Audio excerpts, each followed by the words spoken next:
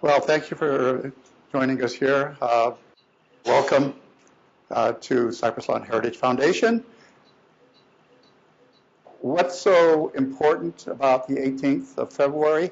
Well, in about 10 minutes, you'll find out how important today is to me. So with that, my story starts with Pearl Harbor. I think everyone knows the story of Pearl Harbor, December 7th, 1941. But a lot of people don't really know what really happened during this time. I'd like to start the story with an early morning on Sunday morning. It was about 7:30 in the morning, 7:40. And those that were out, they were playing tennis, a little golf. After all, it was a Sunday morning. And they looked up at the sky, and there were planes filling the sky. There were over 300 planes. From the distance they were looking, they didn't know if they were American or what. All they knew is they were coming up from the northwest.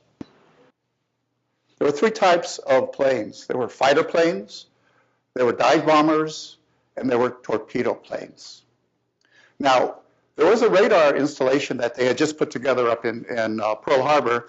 And when the technician was looking at the screen, he said to his lieutenant, "Sir, I see a bunch of planes coming in from the northwest." And the lieutenant said, "No, there's a bunch of bombers coming in from the mainland, so forget it." And then the tech said, "Wait a minute, this is where the mainland is coming from, not that way." The lieutenant said, "Okay, report it." The other big snafu of the U.S. Army was at Hickam Air Force Base, because the commander of the Air Force Base was so concerned about sabotage that instead of keeping the planes close, he decided to put them out there on the runway, right in a row. And his logic was that, well, it's easier to keep guard on them, easier to see them. So here's what happened. The first wave came in, they were fighters. And their job was to strafe the airfield and get rid of all of the airplanes. Well, it was almost like sitting ducks, because they were all in a row. So as these fighters came in, they destroyed all but two of the aircraft. Those two that survived were able to get up and shoot some of the Japanese planes down. The next wave came in were the dive bombers. They came in and dropped bombs on all of the ships that were harbored at Pearl Harbor. The bombs that the Japanese used, when they dropped them and they hit the boats, they did not explode. They went through the first deck, the second deck, and the third deck. And finally, at the bottom of the ship, they exploded. Now, some of you may have remembered photos of the USS Arizona, the battleship there, and suddenly a big plume of smoke comes out of their smokestack. Well, that's what happened. That bomb went all the way down to the ammunition and exploded. There were 8 damaged battleships, 4 were actually sunk, 3 were actually recovered. The Arizona was not. You can see that 2,400 people, 2,400 Americans were killed.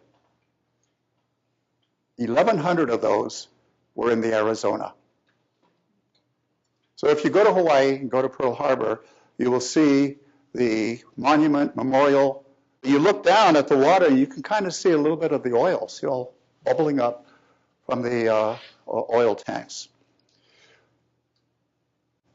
Now, the Japanese also made 2 critical errors at Pearl Harbor. The first one was there was this huge stockpile of oil and gas that they were using for the ships. For some reason, the Japanese didn't attack that. That would have made a significant difference. So that was mistake number 1. Mistake number 2 was they didn't realize, because they were going after all of the ships. And what's the most important ship of the U.S. Navy? Aircraft carriers. All 3 of them were out at sea on maneuvers. The Japanese didn't know that. So that made an incredible difference. This is sort of an aside. The Japanese diplomatic code was broken by the code breakers in Washington. And so they knew what the code word for let's commence with the attack. Ni Takayama Nabore, climb Mount Niitaka.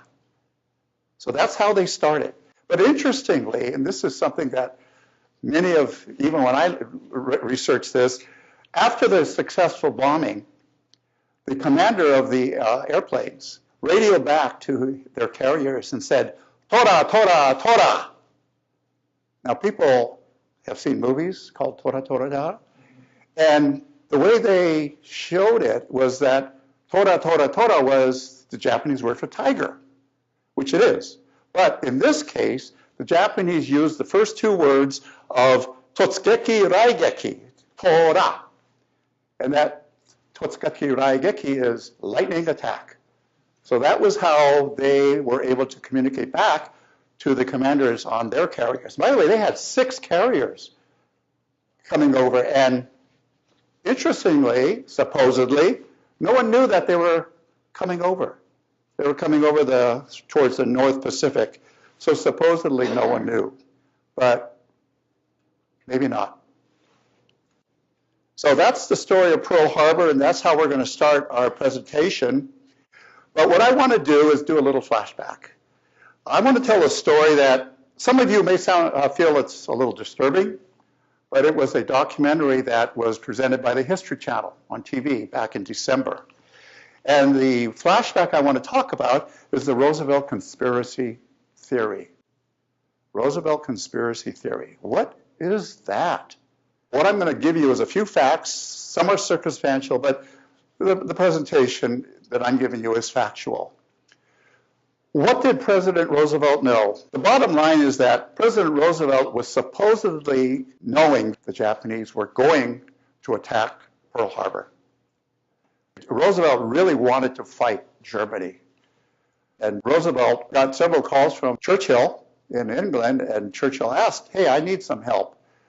President Roosevelt said, "I would really like to, but I really can't because the people in the United States are tired of war." We had just come out, this is 1939, 1940, we had just come out from a terrible depression.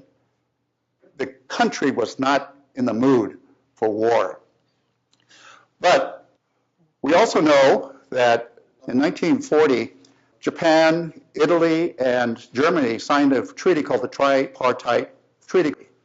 It's very similar to our NATO treaty today, which meant that if one country was attacked, the others would come to their defense.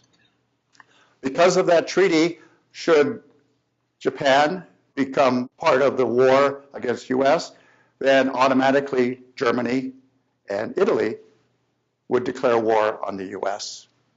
So what he did, and this is subject to conjecture, what he did, Roosevelt, was to do anything to antagonize Japan.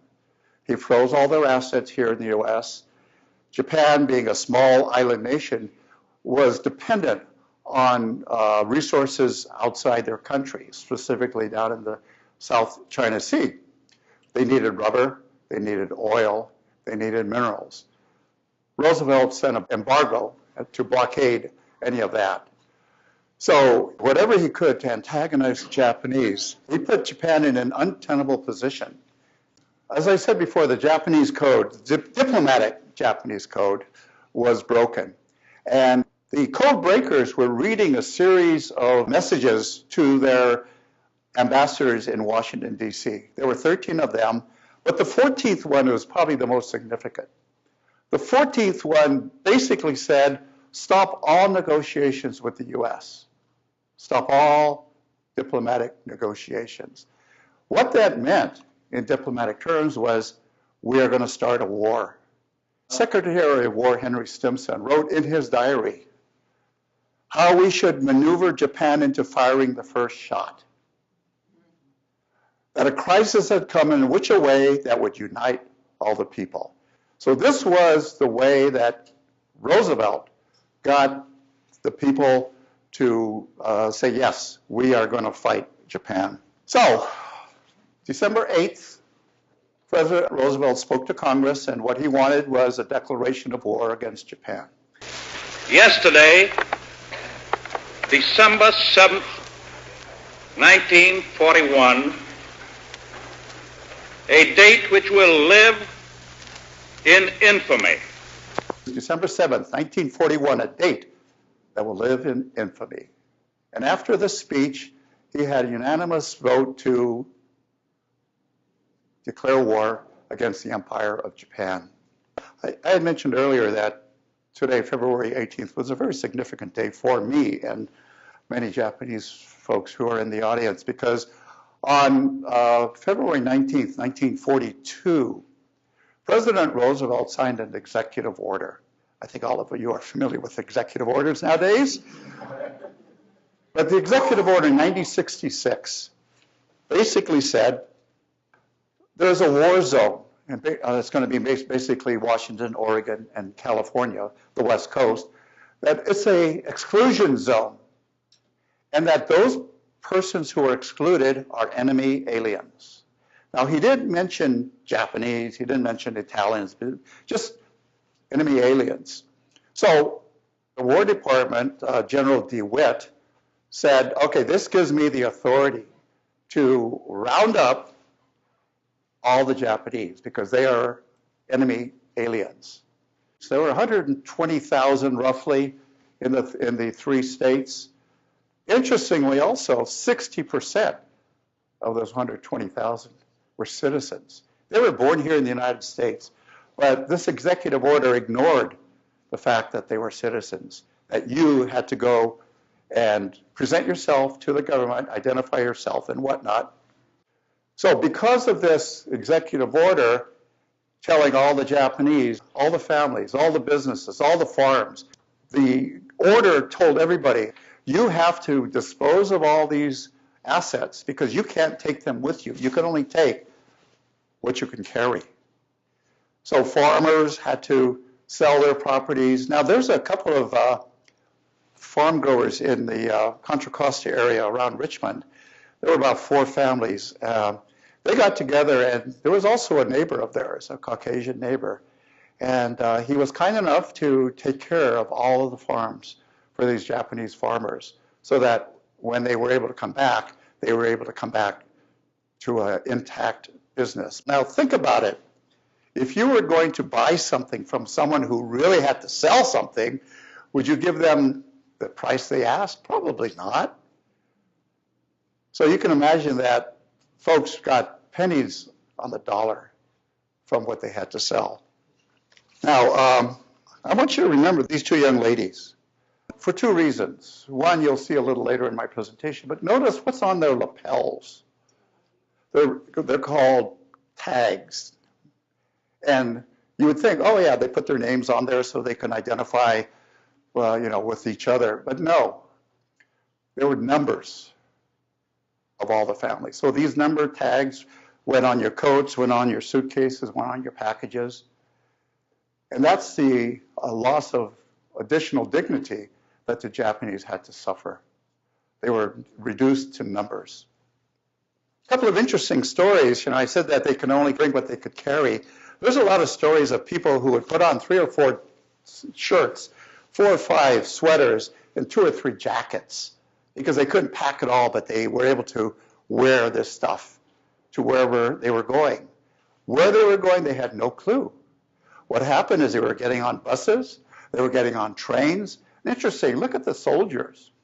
Now the reasoning that the Army gave for having all these soldiers was to protect all of these Japanese. Well, if they were protecting, which way are they looking? There is an amendment to the Constitution, the 5th, no person shall be deprived of life, liberty, or property without due process. And I guarantee you, there was no due process. It was just an executive order saying, you got to go, and they went. Now, what is an assembly center? Assembly center were a group of camps that collected people until we build more camps. Now, in California, there were 22 of them. The 2 largest were up here in Northern Cal, San Fran Racetrack, and down in the Southern California area, it was Santa Anita Racetrack. So most of us here in the Bay Area went to the San Fran Racetrack. Do any of you remember what San Fran Racetrack looked like? But this is what San Fran looked like in the 40s. That street right in front is El Camino. It actually burned down in 1964, and what's there now, the shops at Tanforan. But Tanforan opened in April and closed in October, but there were almost 8,000 people who were there. Now, you see the track there, but you see the infield. Those are barracks. This is where people lived. They were just single boards. There was no insulation, a little tar paper on the roof, but one big room like this. And families had to live here. And what did they have to do? They kind of put rope around here, put a sheet there to kind of separate this. There were no bathrooms. There was no running water. There was no electricity. But they didn't build enough barracks for 7,800 people. So what did they do? They whitewashed and mucked out horse stables. This is what it looked like inside. Now, my family were unfortunate that we were having to stay in a horse stall. Now, it wasn't for the entirety of the stay there, but we did have to stay. And afterwards, I asked my mom, tell me about it. And she said, you know, I don't really remember too much about Tanforan, although my sister did. And she testified before a commission. But my mom said the only thing I remember was the smell of the manure. She said she never forgot that smell for the rest of her life. Can you imagine that, having to live in a horse stall? Around the perimeter of the barbed wire at Tanforan Racetrack were guard towers. Again, it's hard to tell in this picture, but they were looking in the camps. They weren't looking out. I don't think there was much danger coming from El Camino Real. Again, notice the barbed wire. Finally, we started seeing newspapers headlines, Austerwald Japs in California near. As I said, there were 22 of these assembly centers. And then after the assembly centers, we went to these, we'll call them for the time being, relocation camps. There'll be a little segment a little later where I talk about some of the euphemisms that the government used to kind of make this whole process a little bit more palatable.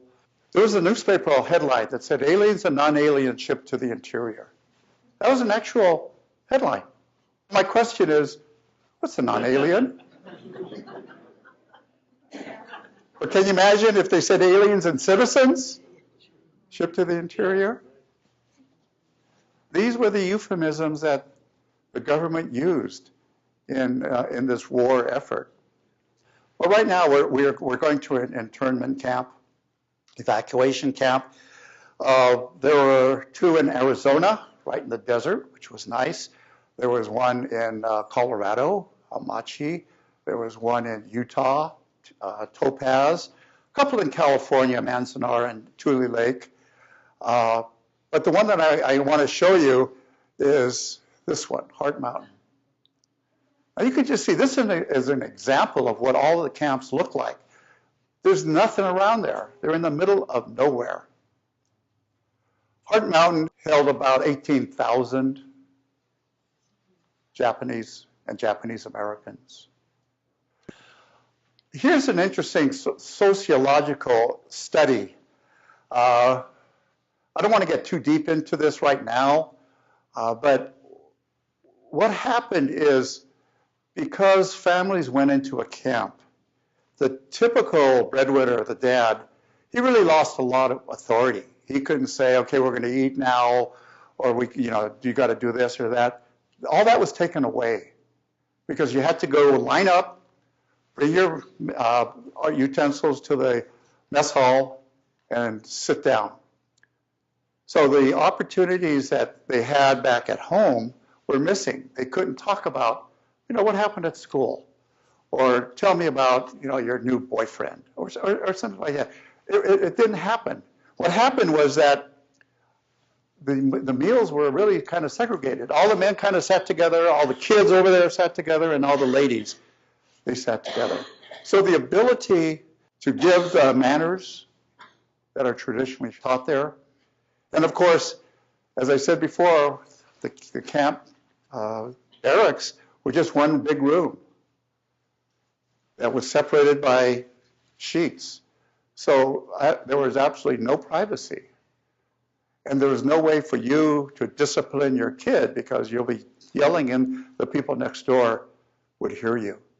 So the whole family structure really was destroyed by the camp experience. It wasn't fun, but what they tried to do is make things as normal as possible. So you could see kids, they were dressed up in kind of normal looking 40s getup, right? But the thing that kept them going was music and sports. It kind of gave them a feeling of home. It created cohesion. But the most fun thing about this was that each camp had a band, a big band. So you can imagine what type of music they were playing there. Yeah. Joy Miller, Tommy Dorsey. So every camp had one. This was called the Manzanar Jive Bombers. And of course, they had dances. Again, to try and keep things as normal as possible. Now, baseball was kind of interesting because, there were a lot of people there, but not that many young kids that could play at this level of baseball. So they actually had teams from outside in the communities surrounding the camps to come in and play. Obviously, they didn't go there, so they had to come in. And so they played baseball.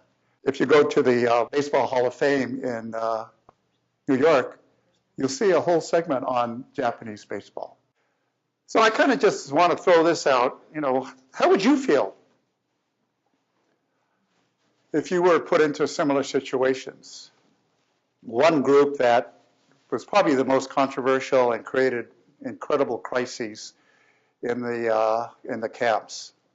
The U.S. wanted to see who was loyal, so they asked everybody over 17 years old to fill out, complete, and sign a loyalty questionnaire. Now, most of the questions were, kind of benign, but there's two, number 27 and number 28, that caused a stir, not only in the camps, but in the families. Question number 27, are you willing to serve in the armed forces? Well, a lot of them said, well, screw you. Why would I fight for you when my family's locked up? So they said no.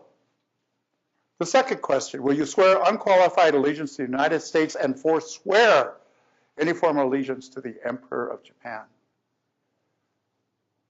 Well, the moms and dads, they're from Japan, and they were by law forbidden to be citizens of the U.S.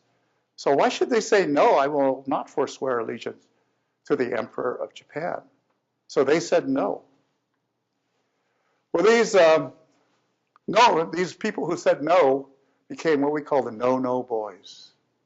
The no-no boys, even today, create a lot of tension in the families because the Japanese American Citizens League, JACL, they actually condemned the no-no boys, saying that they were disloyal. And of course, the JACL at the time was the group that was trying to work with the government to make this confinement, shouldn't say palatable, but try to help out as much as they could. So these no-no boys in the camps, when people heard about them, they were beaten, they were ostracized, they were really condemned. There's a Japanese little saying that a nail that sticks up is hammered down. And that's exactly what happened to these no-no boys. So eventually, from all the camps around the country, they took these no-no boys and shipped them to Tule Lake in California, right on the border of Oregon. So these no-no boys were there, along with other folks who were in the camps.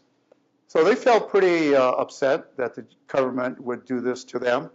But if you look at the last sentence, Thomas Jefferson said, if a government violates the very right it is supposed to protect, then it's the duty of the governed to rebel. So this is kind of their marching orders of the no-no boys. And unfortunately, even today, those no-no boys don't identify themselves. So even some of the kids didn't know that their dad was a no-no boy because they were afraid of being continually ostracized.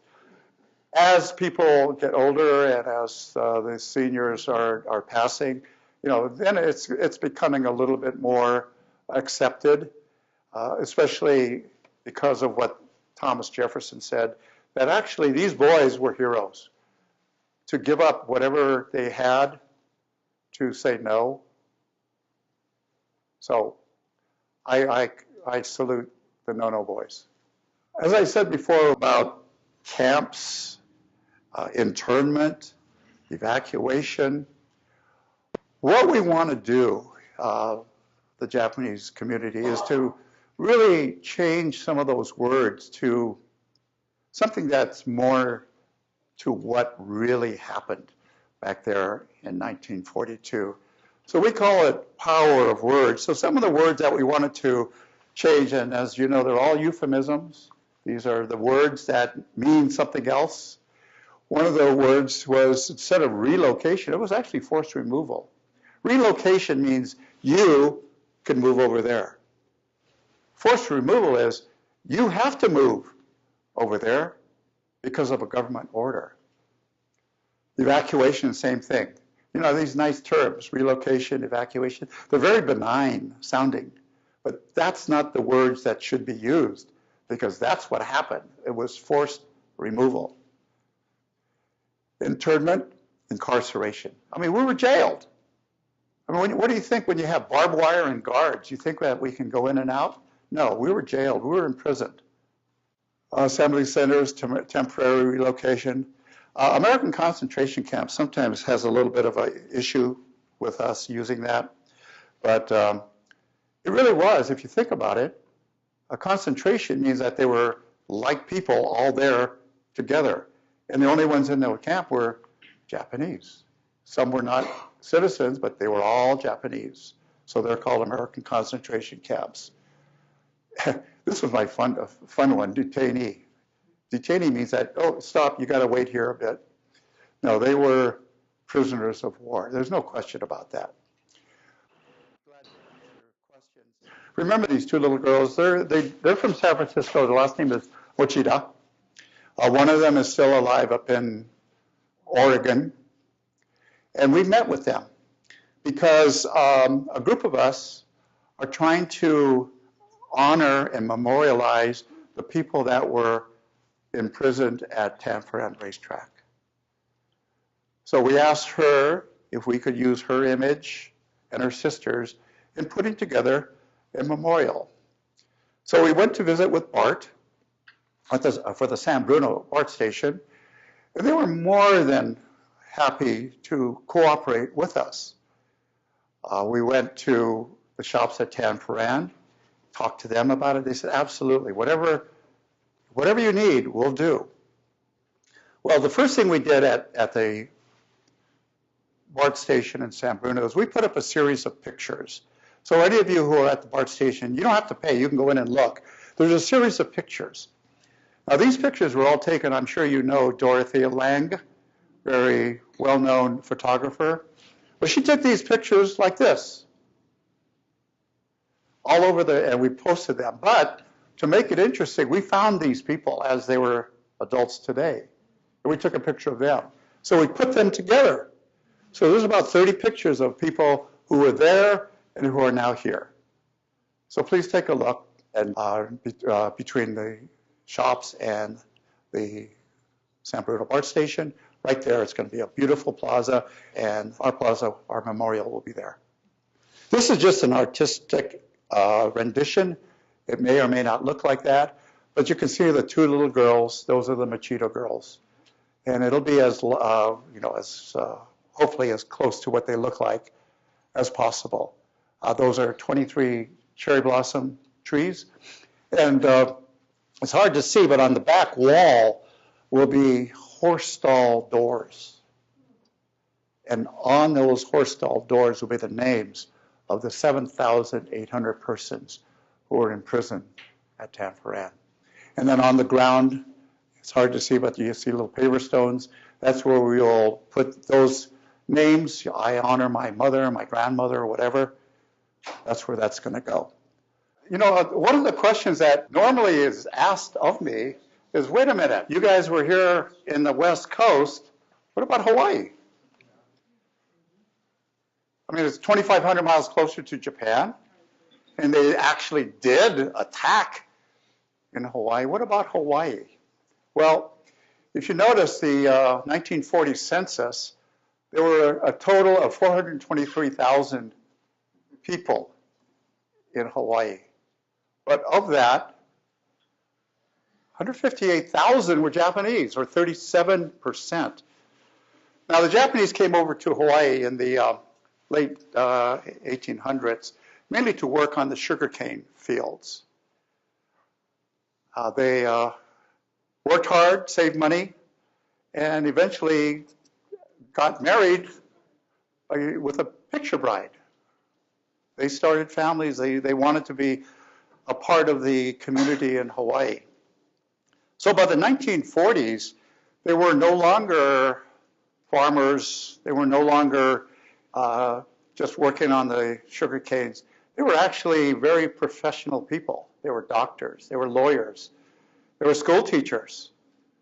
So yes, 37% is a lot of people to lock up, but those are very important people in the Hawaii community. So that's one of the big reasons. Back in the late 30s, a group of people, Hung Wai-ching, Shig Yoshida, and Masaji Muramoto got together, and they created an organization called Council for Racial Unity. Now, this group was created so that they knew war would be inevitable with the U.S. But they felt that Hawaii was such a paradise, such a wonderful place to live, that they didn't want to have one race competing against the others, Chinese, Japanese, Filipino, Korean, and of course, Native Hawaiians. So what they did is this Council for Racial Unity, the members went to all of the different groups. They went to the Chinese group, they went to the Filipino group, they went to the Native Hawaiians and explained, war was going to come, but we have to work together. Another very important member of the group was Robert Shivers. Robert was the head of the FBI in Hawaii. He kept getting letters and messages from J. Edgar Hoover saying, round them all up. And Shivers says, no, these guys are loyal people. He almost lost his job, but he stood fast. Robert Shivers is a hero in the Japanese community in Hawaii. But what he did, Robert Shivers and a couple of others, Hung Wai and whatnot, they said, you know, instead of rounding up all 158,000 folks of Japanese heritage, let's just identify some that, you know, probably should be locked up. And so he gave, this group gave to Shivers and to the police several hundred names. They were consular officials. They were government agents. And they were also some of the leaders of the Japanese community that taught Japanese school and whatnot. So this list was given to Shivers so that when and if they thought war would be declared, these are the persons to arrest, not all of us. So at first, about 2,000 were arrested because the FBI did expand their list. And at the end, about 800 were finally imprisoned in 17 internment camps in Hawaii. Now, it was only recently that they even knew that there were internment camps in Hawaii. It took a group of people to do some research and find out, yeah, hey, there are a lot of these camps.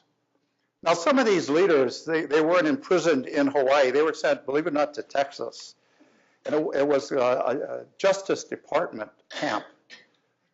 And also, interestingly, some of the prisoners in that same camp were prisoners of war They were German. Somehow they brought them from Germany over to the U.S. and put them in the same camp. So it was a very, very interesting and diverse population. Now I want to talk a little about Hung Wai-ching. Hung Wai-ching was a very, very, very influential person. He was at the time the head of the YMCA in Hawaii. So he knew all the young kids. When war came, the Territorial Guard, which was mostly college kids, they were ROTC, their weapons were taken away. And Hung Wai-ching said, no, you guys have to stick together. You have to prove that you're loyal. So they formed a group called the VVV, the Varsity Victory Volunteers. And what they did is they did whatever was necessary. They did road construction, they dug ditches, but they wanted to impress on the US government that we are loyal and we want to help. So Hung Wai introduced Eleanor Roosevelt to what the VVV was doing. And she was so impressed that she said to Hung Wai, you come back to Washington and tell my husband, hey, you've got a bunch of loyal people and they want to do whatever is necessary to help the government in its war efforts. So Hung Wai went to FDR, and a couple of other people talked to FDR, and FDR said, okay, what we're going to do is we're going to create a fighting unit, a group of people, and we're going to make it an all-Japanese unit. Now, in the meantime, there were 2 battalions of Hawaii National Guard, not territorial, Battalion 298 and 299, and they were put together and became the 100th Battalion. So many of you heard of the 442nd 100th. Well, this 100th was a separate group, and they actually went over to Europe months before the 442nd went, because 442nd, they had to go to Arkansas to be trained, Fort Shelby, where they had basic training. But in the meantime, the 100th, they went to Europe, and they created a reputation of a bunch of crazy Japanese who would do anything to help win the war. So the 442nd Regimental Combat Team was formed. Interestingly, it was made up of 2 groups. One group was from Hawaii, and one group was from the mainland. And the mainland people was, again, very interesting because these guys came from the camps. So they would fight for the U.S. while their mom and dad were still imprisoned. That's how much they wanted to help. Now, the folks from Hawaii were generally very happy-go-lucky. They would sing, they would dance, they would play the ukulele. They would have a good time. But the folks from the mainland, the Nisei, the second generation, they were really very straight-laced because they were raised in a very strict Japanese household. So when the 2 groups got together, there were a lot of clashes between the 2. Matter of fact, a nickname was given to the folks on the mainland. The Hawaii guys called them katonks, katonk. And where the hell did they get that name? Well, that's the sound of hitting your knuckles on a coconut. So these katonks and these Hawaiian boys got together, and what really changed the mind of the Hawaii boys is they went to visit some of the camps. And they said, wait a minute, you came from this camp and your mom and dad are still in prison? So that changed the whole demeanor of the Hawaii folks. And from then, they became a really tough group. Their motto was go for broke. Go for broke to us is sort of like, you're playing Hold'em poker and it's all in. Go for broke. They also had what they called the Bushido feeling. Bushido is a Japanese word that I showed you here, or the way of the warrior. And this is the attitude that these Japanese boys wanted to do.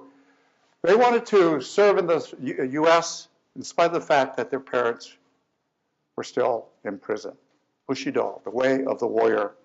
Now, I guess you realize that they probably didn't fight in the Pacific because they might look like the enemy We will talk about that in a second, but they made their name in Europe, specifically Italy. Anzio, Monte Cassino, a couple of the notable battles that the 442nd and 100th were involved in. I mean, these names you remember from the battles of World War II. The 442nd suffered over 4,400 casualties, and only 14,000 were actually part of these two units. But the most decisive battle, most notable battle, was helping out a group of soldiers from Texas called the Alamo Regiment. And they were a fighting unit beyond compare.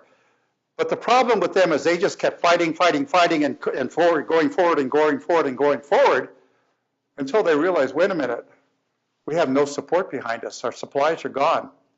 So they got stuck in a mountaintop, and several rescues were attempted to save these guys. None of them were successful.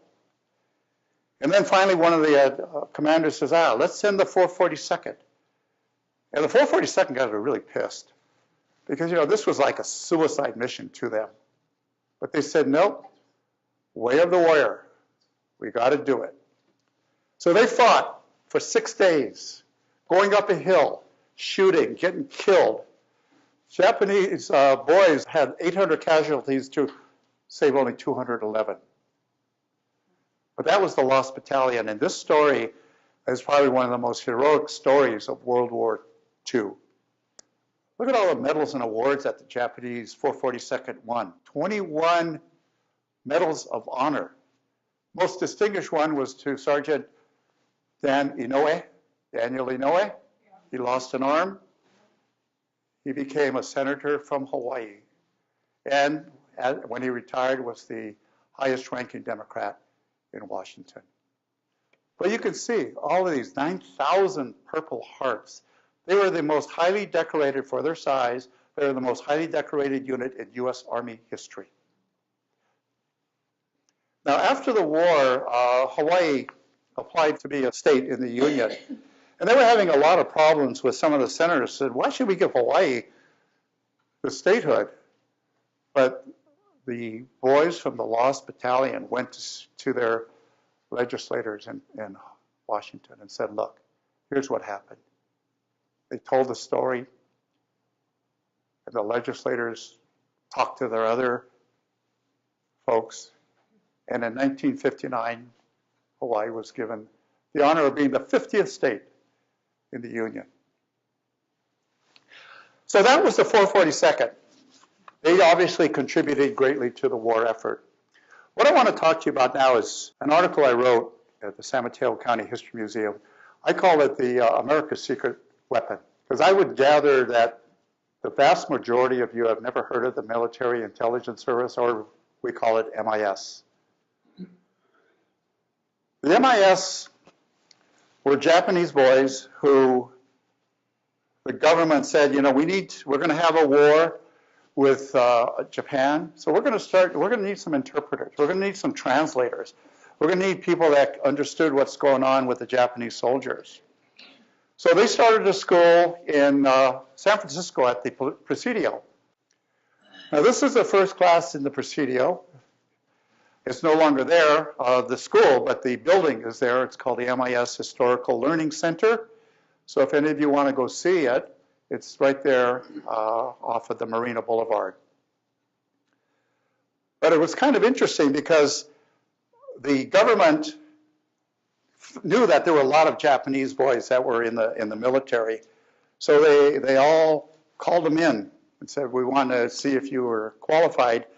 But there was a rumor going around that, what the government really wants to do is get us to trade for U.S. prisoners of war.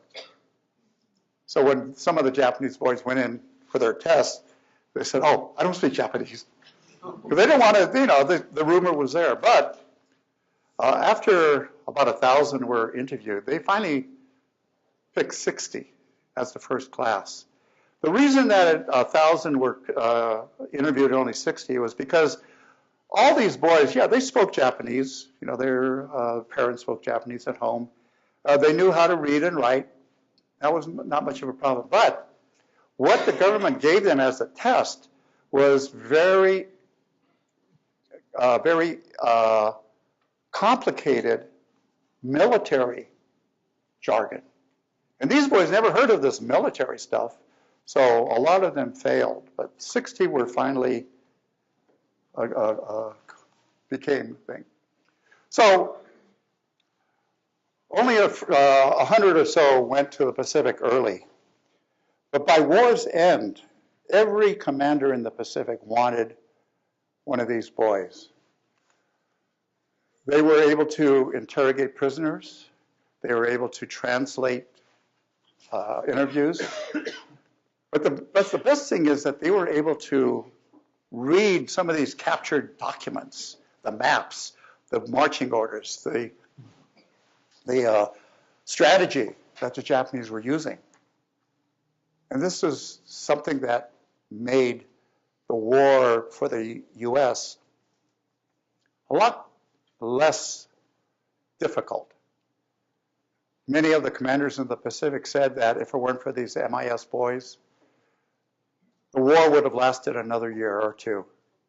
But because they were able to acquire so much intelligence from these interviews and whatnot, it shortened the war. Now this is a MIS boy interviewing a prisoner.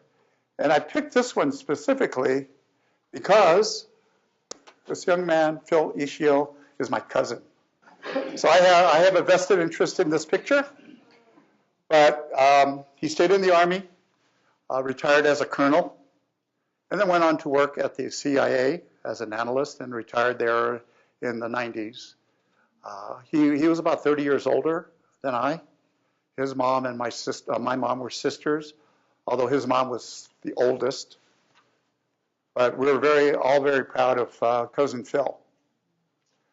But here is where I think the MIS boys really, really made a difference after the war. I mean, obviously during the war they made an important contribution to the war effort. But after the war, we call it the occupation. After the war, these guys, there were several thousand of them by now, and they were there to do a lot of stuff. They had to expatriate about 1 million Japanese soldiers who came from different parts of the Pacific. They were translators in the war crimes trials. So these boys were really, really important. But the biggest contribution they made was advising General MacArthur, who was the head of the occupation forces in Tokyo. He said, you know, the Japanese have a special way of doing business, and if we just tore apart their industry and made them start all over again, it would really make it difficult for the Japanese to get back on their feet. So what these boys did is told General MacArthur, let's let these guys continue with their companies, the Mitsubishis of the world, the Kawasaki's. Sony wasn't there at the time, but all these companies, they were able to start from here instead of start from here. And because of that, you know, Japan is one of the top economies in the world. And that's because of these boys, the occupation boys in Tokyo. The problem was, also, there was a story that the Emperor of Japan at the time actually gave a commendation to a Japanese lieutenant of the MIS. He said that because of your ability to explain and cooperate with the Japanese people, it made our job much easier. But the thing that, and the reason why many of you don't know the story is that they were forbidden for 30 years to not say anything. You know, while their counterparts, the 442nd, were getting medals and parades and whatnot, these MIS boys, they had to, for some reason or another, they had to stay quiet. The Japanese, mostly in camps, were very cooperative, I suppose. They understood the situation. But there's two words in Japanese that are very important to why and how the Japanese reacted the way they did. The first is gaman. Gaman basically is you got to persevere. You have to endure. You just have to take it. No matter what, gaman. That's what we were taught. Gaman. The other one is shikata ga nai. Shikata ga nai is, hey, it can't be helped. Or as we say today, it is what it is. But that's the way that the Japanese thought. And that's why they were able to survive the 4 years of the camp. Gaman and shikata ga nai. Even today, there was a good example back in 2011 at the Tohoku earthquake and tsunami.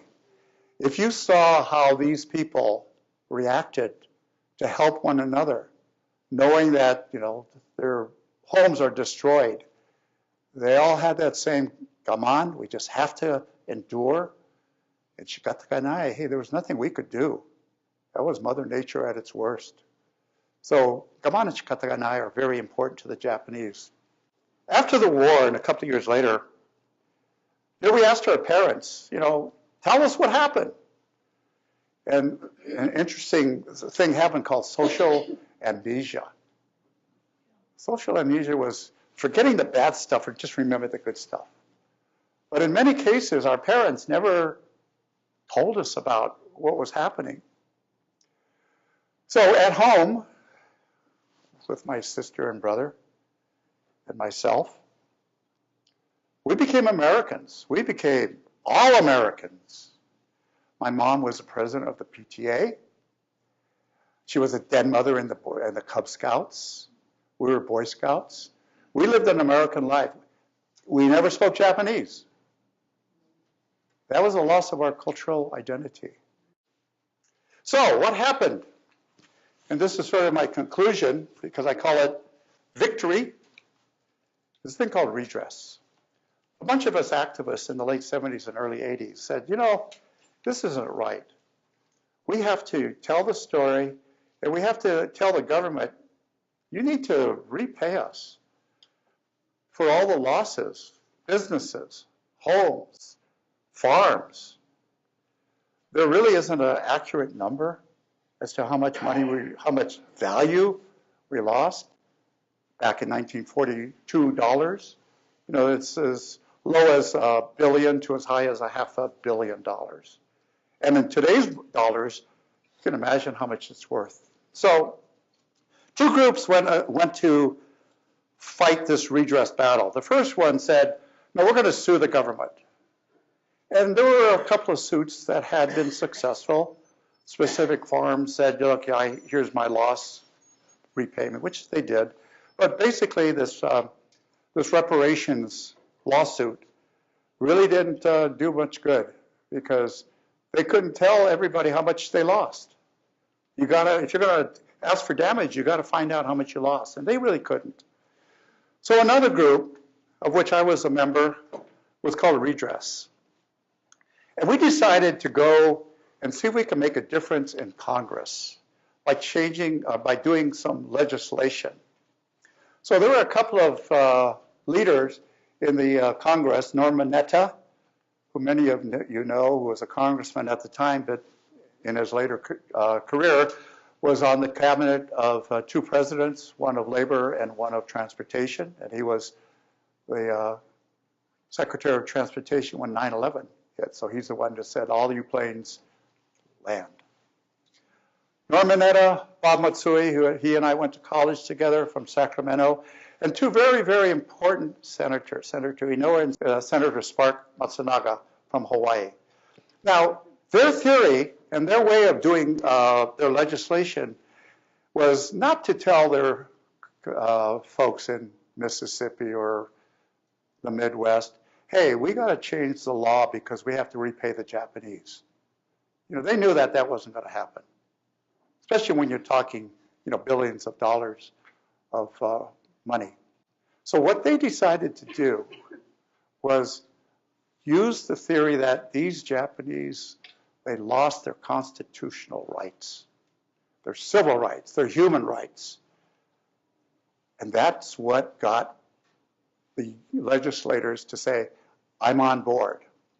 Now, what they did is they formed a commission, CWREC, the Commission on Wartime Relocation and Internment of Civilians. This was a group of people that went out and got interviews from Washington, Oregon, down to California to learn about what really happened. Tell me stories. Because, no one really knew everything that went on. But this commission, they spent months and months talking to a lot of people. And they put out a book called Justice Denied. And in it, they didn't say we should give you this much money, or they didn't say that, this happened. But that was the final line in the book. The reason for this was racism, wartime hysteria, and lack of political leadership. So because of that and the findings of this commission, the Civil Rights Act of 1988 was created. And interestingly, this August, when it was signed, will be the 30th anniversary of that Civil Rights Act. Now, what did this do? Well, interestingly, the House bill was called 442, which is kind of significant. So President Reagan signed the bill, and President H.W. Bush mailed out the first checks. And what they decided to do is send out redress checks to the oldest who were living. And that was the deal. You had to be alive at the time of the signing to qualify for a check from the government. And so the oldest ones got it and decided, because I was one of the youngest, I really didn't get a check filled till 1992. But along with that check came a letter from the president. The fine line at the end for President Bush. In enacting a law calling for restitution and offering a sincere apology, your fellow Americans have renewed their traditional commitment to the ideals of freedom, equality, and justice. This is the first time ever that the government apologized to anybody, and we got the apology.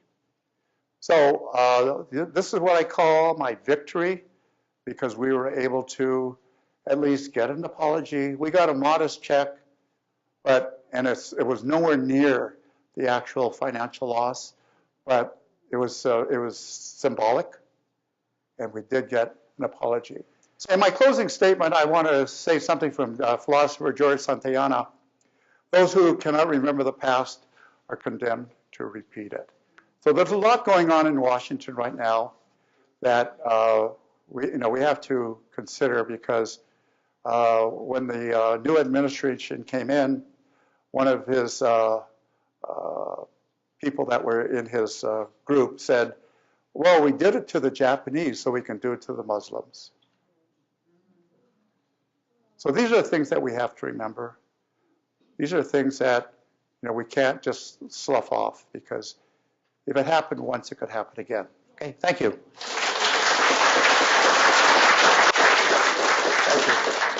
Thank you.